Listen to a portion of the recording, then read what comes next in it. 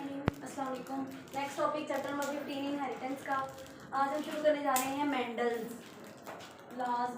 Mendel के जो कवानीन हैं, मेंडल्स लॉज पढ़ने हैं हमने, लॉज ऑफ इनहेरिटेंस, विरासत के कवानीन। मेंडल जो है फादर ऑफ जेनेटिक्स, यानी कि बायो की जो ब्रांच है जेनेटिक्स, मेंडल को फादर ऑफ जेनेटिक्स कहा जाता है। लॉज ऑफ इनहेरिटेंस यानी कि मेंडल जो है उसने ये ऑब्जर्व किया अपने मुशाहिदात में, उसने एक्सपेरिमेंट करके ये देखा कि इनहेरिटेंस जो है, how inheritance is controlled, characters जो हैं वो एक जनरेशन से नेक्स्ट जनरेशन में ट्रांसफ़र कैसे होते हैं, ये देखा मेंडल ने। इसलिए उसे जो है वो फादर ऑफ जेनेटिक्स। जेनेटिक्स में आप क्या पढ़ते हैं? Study of genes and their role in inheritance. Basically हम क्या पढ़ते हैं? इनहेरिटेंस के जीन्स जो है वो किस तरह से विरासत जो है इसे कंट्रोल कर रही हैं, जीन्स जो हैं वो किस तरह से जो है कैरेक्टर्स को एक नस्ल से अगली नस्ल में मुंतकिल कर रही हैं। जो मेंडल का दौर था उस दौर में भी जीन्स का पता नहीं था कि जीन्स क्या होते हैं, जीन्स के बारे में जो है वो इंफॉर्मेशन नहीं थी कि जीन्स क्या हैं। तो मेंडल ने जो है जीन्स की बजाय मेंडल ने कहा कि कुछ फैक्टर्स हैं, कुछ फैक्टर्स ऐसे हैं जो कंट्रोल करते हैं इनहेरिटेंस को, जो विरासत को कंट्रोल करते हैं। कुछ फैक्टर्स हैं, वो फैक्टर्स जो है ट्रांसफर होते हैं पेरेंट्स से ऑफस्प्रिंग में, और वो फैक्टर्स जो हैं they are responsible for inheritance, they are responsible for specific characteristics, specific traits. बाद में जो है फर्दर स्टडीज हुई मेंडल के बाद, तो उन फैक्टर्स को जो है वो जीन्स का नाम दे दिया गया। लेकिन ये बड़ी बात की बातें हैं। मेंडल ने अपनी किताबों में जो फैक्टर्स के तौर पे इसने कहा कि कुछ ऐसे फैक्टर्स हैं, कुछ ऐसे अवामल हैं जो कैरेक्टरिस्टिक्स को जो है मुंतकिल करते हैं अगली नस्ल में। मेंडल साहब जी कौन थे? ग्रीगर जॉर्ज मेंडल। ये एक पादरी थे बेसिकली, लेकिन पादरी होने के साथ साथ क्योंकि अंग्रेज थे, अंग्रेज जो है तालीम और तरबियत की तरफ बड़ी तवज्जो देते हैं, तालीम मुतफर्रिक जो है सब्जेक्ट्स में इन्हें जो है वो स्पेशलिटी हासिल थी। वैसे ये एक पादरी थे, जो इनका चर्च था, मॉन्क थे, ये ऑस्ट्रिया में रहने वाले। जो चर्च था ये फारिग वक्त में क्या करते थे, इन्होंने अपने चर्च का जो गार्डन था उसके बैक साइड पे, वहाँ पे इन्होंने जो है पौधे उगाने शुरू किए। कौन से? मटर के। ठीक है जी, मटर के पौधे उगाने शुरू किए और इन्होंने जो है वो मुसलसल जो है कई नस्लें मटर के पौधों की उगाई। किस लिए? सिर्फ ये देखने के लिए कि इनहेरिटेंस, कैरेक्टर्स जो है वो किस तरह से, क्या तरतीब है, क्या जो है सीक्वेंस है कैरेक्टर्स का अगली नस्ल में मुंतकिल होने का। अब बाद में साइंसदानों ने सोचा कि आखिर मटर का पौधा ही क्यों, उसमें ऐसी क्या खास बात थी कि मटर के पौधे पे ही बार बार रिसर्च की गई। तो बाद में उन्होंने देखा कि मटर का जो पौधा है उसमें कैरेक्टर्स जो है वो कुछ इस तरह के हैं कि उन्हें एक्सपेरिमेंटल प्लांट के तौर पे मटर का जो पौधा है वो बिल्कुल परफेक्ट था इनहेरिटेंस के बेसिकली एक्सपेरिमेंट करने के लिए। अब उसकी क्या खासियत थी?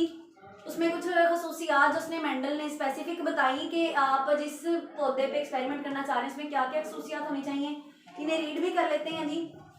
Mendel selected pea plant to carry out a large number of experiments करने के लिए उसने पी का जो पौधा है, मटर का पौधा जो है सिलेक्ट किया। In his writings he gave reasons for this selection की उसने वजूहात बताई कि मैंने मटर ही का पौधा क्यों सिलेक्ट किया, कोई और भी पौधा सिलेक्ट किया जा सकता था। उसने क्या कहा जी? He argued that an organism for genetic experiments should have the following features. अगर आप जेनेटिक्स के एक्सपेरिमेंट किसी ऑर्गेनिज्म पे करने लगे हैं तो उसमें कौन कौन सी खसूसियात होनी चाहिए? यहाँ 4 उन्होंने आपके सिलेबस में दी हुई हैं। There should be a number of different traits that can be studied. Traits जो है एक से ज़्यादा बहुत सारी मुख्तलिफ खसूसियात होनी चाहिए जिन्हें आप स्टडी करें। कौन सी खसूसियात होंगी? मटर के पौधे की हाइट कितनी है, फूलों का रंग कौन सा है, फूल जो है वो किस तरह के हैं, उनकी शेप कैसी है, मटर की फलियां किस तरह की हैं, मटर के दाने जो है फलियों के अंदर किस तरह के हैं, फलियों का रंग कैसा है, मटर के दानों का रंग कैसा है। ये मुख्तलिफ खसूसियात, हर खासियत जो है आपको पता है, हर खासियत जो है वो किसी अलग जीन की वजह से है। There should be a number of different traits. उसके बाद दूसरा फीचर कौन सा होना चाहिए? Organism should have contrasting traits. Contrasting traits होने चाहिए, यानी कि बिल्कुल जो है मुतजाद। कंट्रास्टिंग ट्रेड्स क्या है, इसने आगे बताया हुआ है, for the trait, for example for the trait of height there should be only 2 very different phenotypes.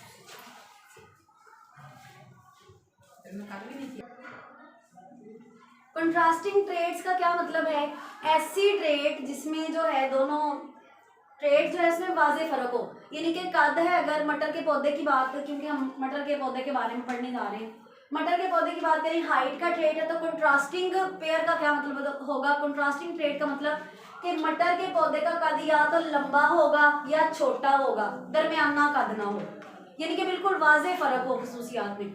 मटर के दाने की बात करें कि वो जो दाना है मटर का, या तो वो बिल्कुल गोल हो या उस पर झुर्रियाँ पड़ी हुई हो, रिंकल्ड हो, बिल्कुल मुतजाद, बिल्कुल उनमें वाजे फर्क हो जो नजर आए। फलियां हैं तो या तो वो बिल्कुल स्मूथ हो या जो है वो रिंकल्ड हो, उन पे भी झुर्रियाँ पड़ी हुई हों, ये हैं कंट्रास्टिंग ट्रेड्स। तो मटर के पौधे में ऐसे बहुत सारे कंट्रास्टिंग ट्रेड्स थे, इसलिए उसने मटर के पौधे को सिलेक्ट किया। फिर उसने कहा अगला फीचर क्या होना चाहिए, the organism should be self fertilising. Self fertilisation जो है ऑर्गेनिज्म में होनी चाहिए, इनके पौधा है फॉर एग्जांपल, तो उसमें सेल्फ पॉलिनेशन होनी चाहिए, उसी पौधे के जो है या एक ही फ्लावर के अंदर जो है एंथर से जो है स्टिग्मा पे पोलन ग्रेन्स ट्रांसफर हो जाएंगे, या एक ही प्लांट के ऊपर सेल्फ पॉलिनेशन। लेकिन but cross fertilisation should also be possible, लेकिन आप अगर चाहें तो आप क्रॉस फर्टिलाइजेशन भी करवा सकें, क्रॉस पॉलिनेशन करवा सकें। Organism should have a short but fast life cycle, और ऑर्गेनिज्म का जो लाइफ साइकिल है वो शॉर्ट होना चाहिए, यानी कि जल्दी जो है वो रिप्रोडक्टिव स्टेज पे पहुंच जाए, उसका लाइफ साइकिल शॉर्ट हो, जल्दी वो आप सीड उगाएं, जैसे आपने सीड सो किया पौधा होगा और फौरन से जो है जल्दी मतलब कम अरसे में उस पर फ्लावरिंग स्टार्ट हो गई, रिप्रोडक्शन पे वो पहुंच गया, रिप्रोडक्शन स्टेज पे, तो ये क्या है, short life cycle. Side box में देखिए उसने आपको क्या कहा है, Mendel used 28,000 P plants in his experiment. 28,000 पौधे उसने मटर के जो है वो उगाए अपने एक्सपेरिमेंट्स में। ठीक है जी।